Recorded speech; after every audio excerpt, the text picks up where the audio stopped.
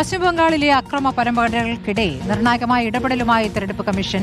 Bomb നിർമ്മിക്കുന്നവരെ ഉടൻ കണ്ടെത്തി arrest ചെയ്യാനാണ് പോലീസ് നിർദ്ദേശം. മാജർഹട്ടിൽ ബോംബുകൾ കണ്ടെത്തിയതിന് പിന്നാലെയാണ് നീക്കം. 24 പർഗനാസിലെ TMC BJP സംഘർഷത്തിൽ 5 പേരെ അറസ്റ്റ് ചെയ്തിട്ടുണ്ട്. സംസ്ഥാനത്ത് രണ്ടാംഘട്ട വോട്ടെടുപ്പിന് പരസ്യ പ്രചാരണം ഇന്ന് അവസാനിക്കും. മോദിയും അമിത്ഷായും അടക്കം നേതാക്കൾ ബംഗാളിലുണ്ട്. നോബിൾ മാരിക്കാരൻ വിവരങ്ങളുമായി. നോബിൾ, ഇപ്പോൾ എന്താണ് തെരഞ്ഞെടുപ്പ് കമ്മീഷൻ നൽകിയിരിക്കുന്ന നിർദ്ദേശം?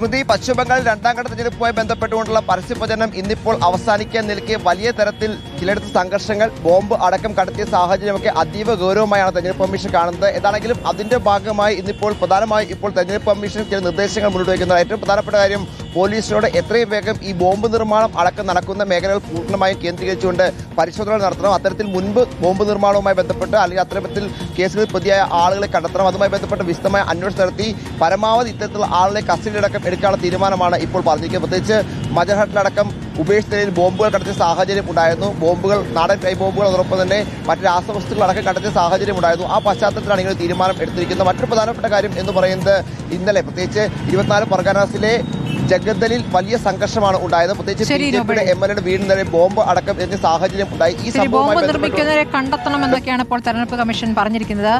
നാക്കുകൊണ്ടുള്ള ആക്രമണത്തിൽ ഒരു വശത്തേക്ക് മാത്രം നിലപാടെടുക്കുന്ന തെരഞ്ഞെടുപ്പ് കമ്മീഷൻ ഇപ്പോൾ ബോംബുകൾ കണ്ടെത്താനുള്ള നിർദ്ദേശം നൽകിയിരിക്കുന്നു എന്നുള്ളതാണ്.